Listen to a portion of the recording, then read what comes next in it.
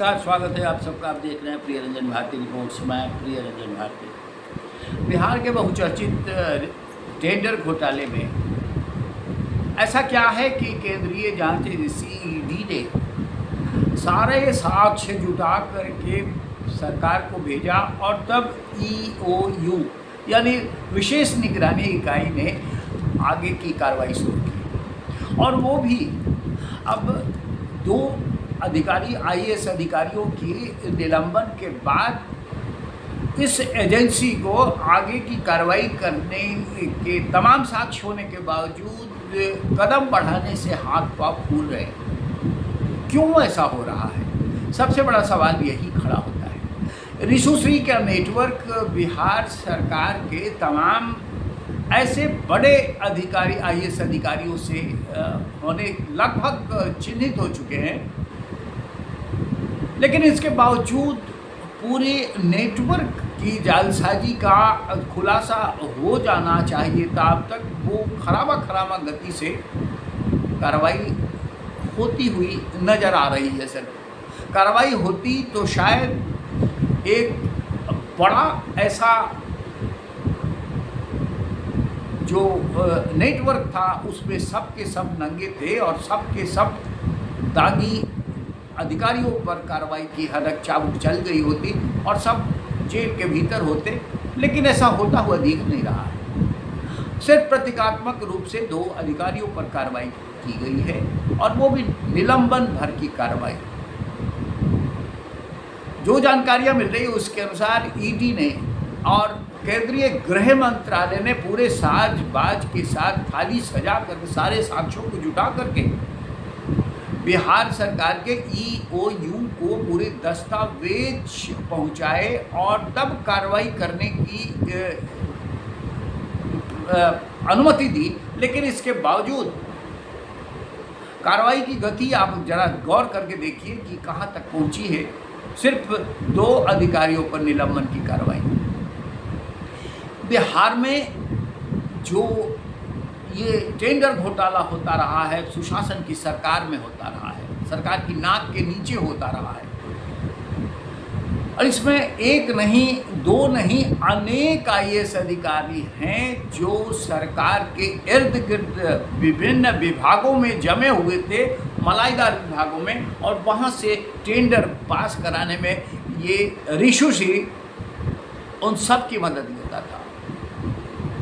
आपको ये जानकर हैरानी होगी कि रिशुश्री जो दस्तावेज मिले हैं उसके अनुसार इस घोटाले के मास्टरमाइंड रिशुश्री ने राज्य सरकार के कुछ अधिकारियों, ये आईएएस अधिकारियों की ही बात हो रही है, उनके बीच इतने करीबी संबंध इसके थे कि एक बड़े अधिकारी इसके आईएएस भैया हो गए थे और वो सारे विभागों के टेंडर को इसके जरिए पास करवाने में बड़ी भूमिका निभाते आ रहे थे। ये आईएएस भैया कौन है ये सरकार को मालूम है, क्योंकि ईडी ने सारी जानकारियां सरकार को उपलब्ध करा दी है।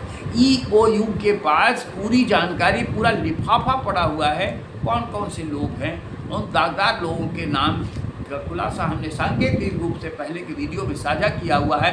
L1, L2, L3 और ऐसे बड़े अधिकारी जो सरकार के इर्द गिर्द बरसों से जमे हुए थे, मलाईदार विभागों में उन्हीं पदों पर थे जिन पदों से ये टेंडर प्रभावित हो सकता था और उस इशू से अपना काम आसान कर सकता था।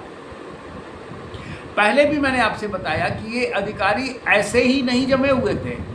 उस विभाग में अपनी हैसियत से अपने पद का दुरुपयोग करके, अपने अधिकारों का दुरुपयोग करके ये रिशुश्री के हवाले से, रिशुश्री के माध्यम से ये तय करवाते थे कि कौन सा अधिकारी किस नगर का आयुक्त होगा और कौन सा किस विभाग का सचिव होगा, कौन क्या बनेगा।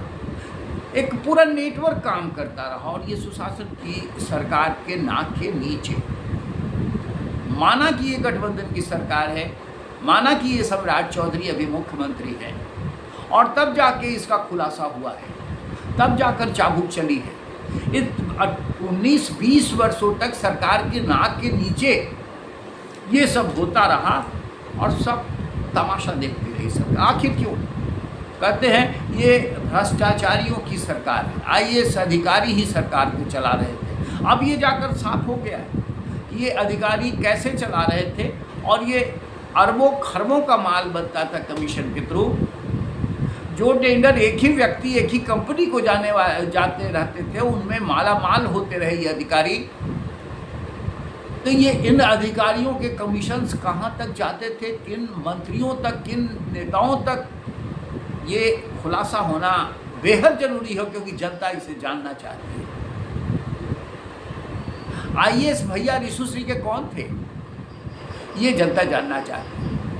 लेकिन वो दुर्भाग्य की बात है कि इस सरकार में अभी भी वो आईएएस नेक्सस बना हुआ है। वही L12, L3 सब बने हुए अपने पदों पर, और वो जिस बात की हम आपसे तस्दीक कर रहे हैं, जो खुलासा कर रहे हैं, वो धंधा अभी भी परोक्ष रूप से जारी है। रिशु श्री बेशक जेल में चला गया, 2-3 अधिकारी बेशक निलंबित कर दिए गए, लेकिन क्या इस नेक्सस को और इस धतकर्म को रोक पाने में सरकार सक्षम है? आप इसका जवाब तलाशिए, क्योंकि इस जवाब में ये छिपा हुआ है कि अगर वो संभव है और अगर वो ये सरकार कर सकती है तो अब तक कर क्यों नहीं पा रही? गठबंधन की सरकार, कौन सा नेता कौन सा मंत्री प्रभावित हो रहा है, किसके पास करोड़ों अरबों के कमीशंस के पैसे पहुंच रहे हैं, ये हम आप नहीं जानते हैं, लेकिन जानना बेहद ज़रूरी है। और ये तब होगा जबकि इस पूरे नेटवर्क का खुलासा होगा, पूरे नेटवर्क पर जो पर्दा पड़ा हुआ है वो पर्दा हट पाएगा। लेकिन बड़ा सवाल ये है कि अभी भी अधिकारियों के हाथ पांव फूल तो रहे हैं, उनके चेहरे के रंग भक हैं, उड़े हुए तो हैं, लेकिन बचाने की जुगत भी है, और जुगत इसी नेटवर्क के भीतर से है, जिसमें ये सिर्फ आईएएस अधिकारी और रिशु श्री नहीं है, वो राजनेता भी है जो अभी सत्ता में बने हुए हैं। लेकिन विपक्ष तो एक बार भी मुंह खोलने से भाग रहा है, वो बोलना तक नहीं चाहता, क्योंकि आप जानते हैं इस बात को कि विपक्ष आज यानी राष्ट्रीय जनता दल वो इस हैसियत में है भी नहीं। राष्ट्रीय जनता दल की हैसियत तो ये है कि उनके उस राज परिवार पूरा जमानत पर छूटा हुआ है, और उन्हें बस एक ही चिंता रहती है कि हमारी जमानत खत्म नहीं हो जाए, हम जेल के अंदर नहीं जाए। वो भला क्या बिहार का भला कर सकता है, और वो भला फिर क्या एजेंडा तय कर सकता है, इसलिए बोलती बंद है। लेकिन सरकार है हनक के साथ, सरकार को बड़े बहुमत से सरकार है, ये गठबंधन की सरकार, लेकिन ये सुशासन के नाक के नीचे जो ये नेटवर्क होता रहा, अब तक चलता रहा, ये धतकर्म होते रहे, वो जनता के गाड़ी कमाई या खून पसीने की कमाई का इस तरह से वारा न्यारा होता रहा, आखिर उसका जवाब कौन देगा? तो वो आईएएस भैया कौन है? संतोष कुमार मल पटना के पुराने जिलाधिकारी, अनंत किशोर एक बड़े आईएएस अधिकारी, मुमुक्षु चौधरी एक बड़े आईएएस अधिकारी, इन सारे अधिकारियों का एक गिरोह बिहार को लूटता रहा है।